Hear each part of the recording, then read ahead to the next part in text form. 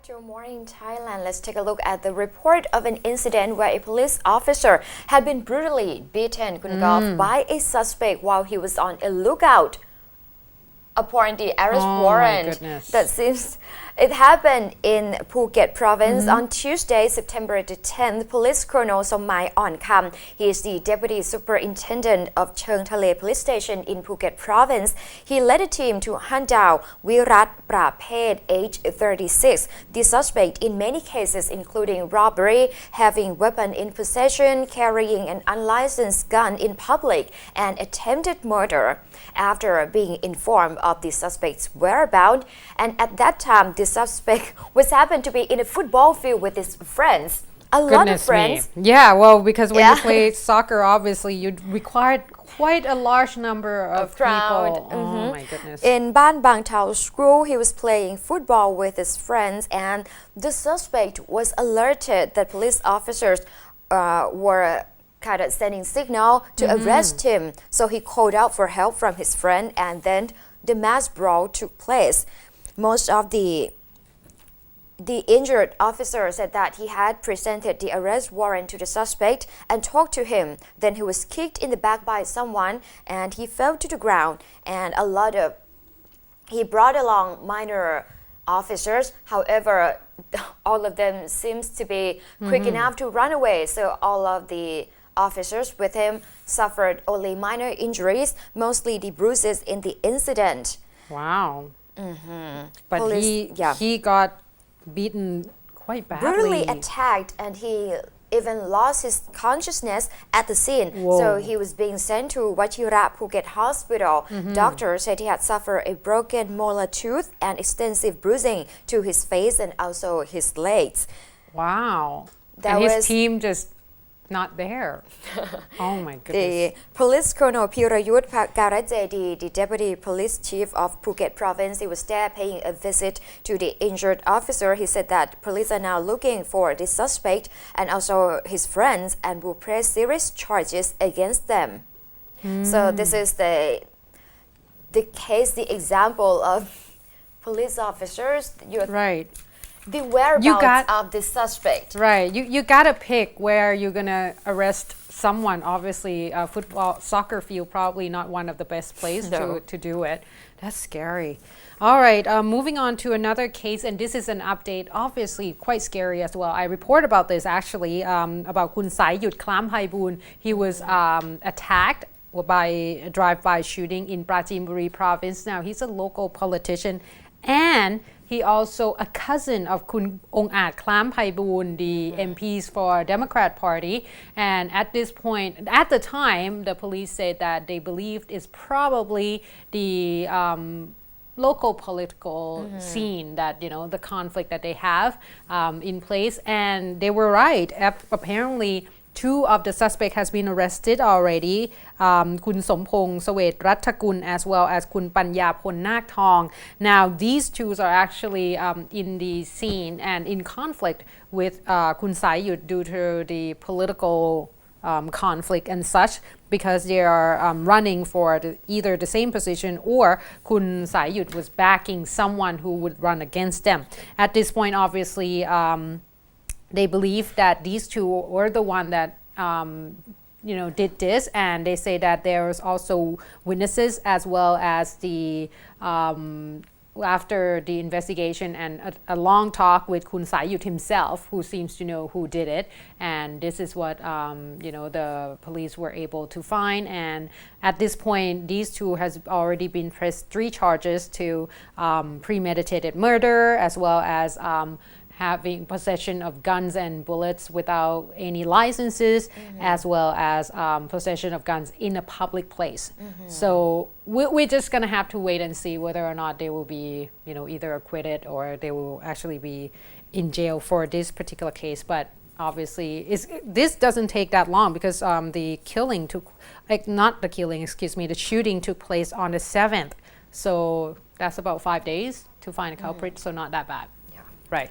Okay, now just to wrap up the crime reports this morning, Yeah, with the incident right. down south. I'm sorry to say this, but it happened again. This time, the suspected Muslim insurgents had opened fire on 5 policemen in the deep south. This happened in Pattani province yesterday. Witnesses said a special investigative unit composed of 5 policemen was on duty when the rebels opened fire on their car, and all 5 in the team were killed instantly. The report said a team tasked with controlling illegal production of crude oil in the area, and they were on the Toyota Vigo pickup truck in Pagu sub-district of Pattani province.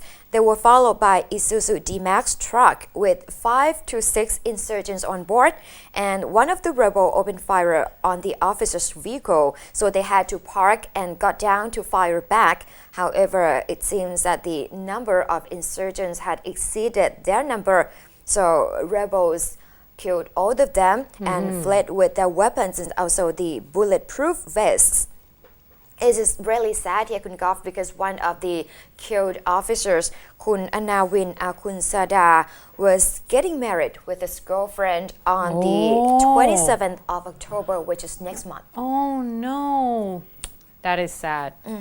And the commander of Pattani police said that this appeared to be an attack by local Muslim rebels in order to stir unrest in the area following the peace talks between the government and the BRN. And yesterday's attack followed the explosion at a school in Yala province on Tuesday that killed 2 soldiers and wounded a child. The reason that it targets school, they said that because this school symbolizes the central government role in the area. Wow. Okay, this is the thing, like, I think when we talk about, the soldiers and such, it's not just the soldiers themselves that have to sacrifice. It's their family and their loved ones as well that have to, every day wondering whether or not, tomorrow they will get to see Definitely. exactly these people. Now, let's move on to another news. Like I said, that we might have to brace for more protests. Unfortunately, even though it seems like the rubber price, protest has actually resolved in a good way, because obviously the government decided to double the subsidy, and a lot of people were very happy with it. And just to give you an update on those, since we're going to start with the good news first. Now, of course, Kun Yukkon Lim Lam Thong, the agriculture minister, has already talked about the fact that there are a lot of people already that came in and registered themselves to receive the assistance of 2,520 baht per rai in terms of the assistance. And they say that at this point, about 50,000 people has already been registered. And they, according to Kun Yukon, they were trying to wrap everything up by the end of this month. So September 30th, that's the aim. However, he said that if there are more people coming in, regularly, then the time might be extended. And obviously there would be coordination between various concerned parties to make sure that the assistance will reach everyone that need it.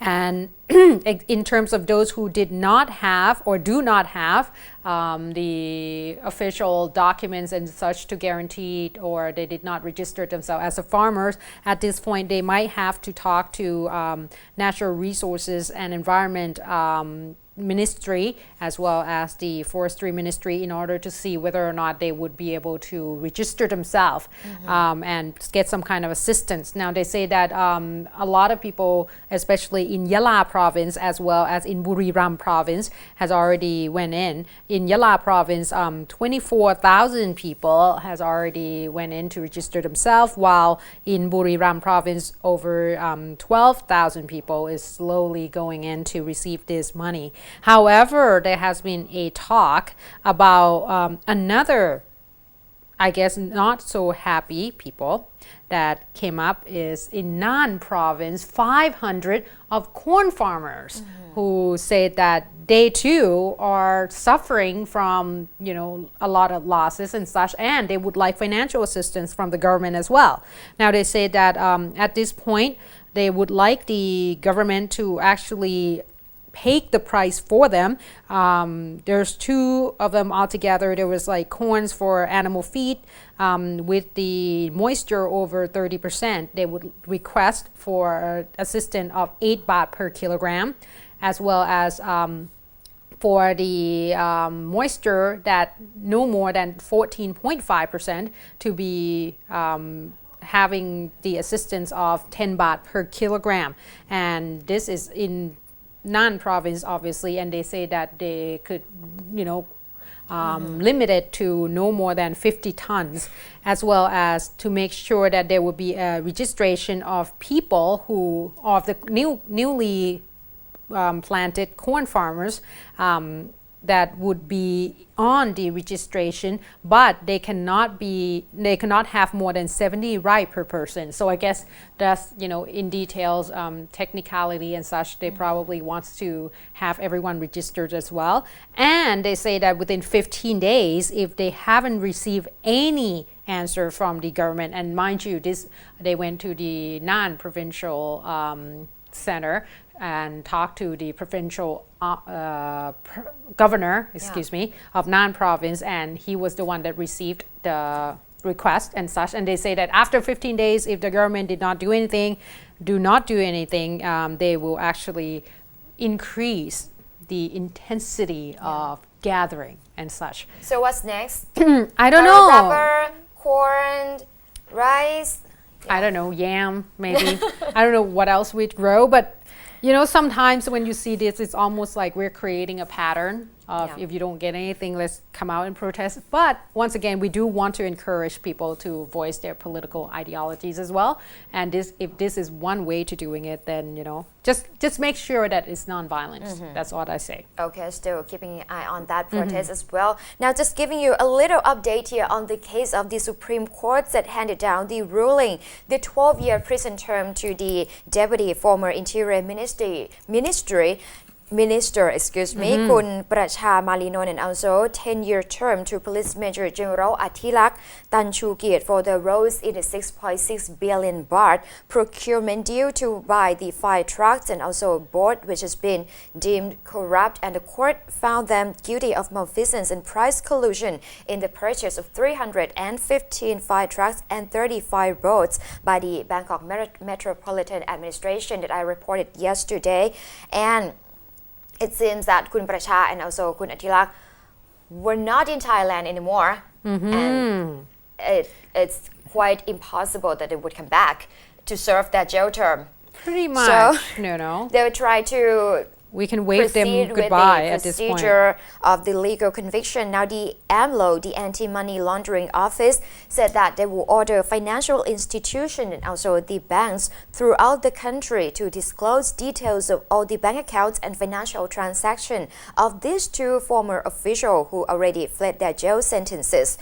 AMLO Secretary General Kun Sihanat Prayun Rat said yesterday that the subcommittee would examine the assets of these 2 fugitives, the former Deputy Interior Minister, and Kun Athilak, he's the former City Fire Department Chief. Report would be submitted to the AMLO's Committee on Financial Transaction, which would decide later on whether to freeze their assets or not. However, the agency said that they will look into the conviction details against the fugitives first and see that the ruling refer to the assets acquired through the corrupt means before they could proceed with enforcing the money laundering law later on. And if financial irregularities were clear, Police Colonel Sihanat said the Transactions Committee could freeze the assets of Kun Pracha and Kun Athilak, both in Thailand and other countries. That would make their more difficult in living abroad or not. I'm not sure. Well, it's probably going to be a lot more difficult, but because the thing is, this is one of the case that it's took quite a long time, isn't it? Like you almost 10 years. Yeah, you almost forget about it already, and then when the sentence has been given out, I was shocked too that they would actually say that he's going to be jailed for 12 years, but I wasn't shocked though that the fact that he's already outside of the country. It seems to be a pattern. A lot of politicians who got in trouble this way seems to fled overseas. And the thing is, it's less likely that we're going to see them ever again. Because none of them obviously wants to come back, and the jail term is quite harsh, isn't it? Like 12 years. So at this point, as to the asset, I'm pretty sure that they probably, there's a trick of transferring it to other people, exactly, and that's not under your name. So obviously, according to the law, if it's not under this particular person's name, you cannot do anything about it. There's also an issue of the 315 fire trucks, so fireboats that have been neglected and abandoned, Kunkov, because they were now parking in Lam Chabang port in Sriracha and also somewhere in Sainoi district of Nonthaburi province, unused due to the legal procedures. Seriously. Like we wasted 6.6 billion baht in vain because the condition is getting pretty bad. Yeah. Yeah, if you park it for a long time. So at this point, hopefully something will be done. Now let's take a short break. We have more updates in terms of the news that we're waiting for. We would like to know what happened yesterday as Kun Ban Han visited the former PAD leaders. So please stay tuned.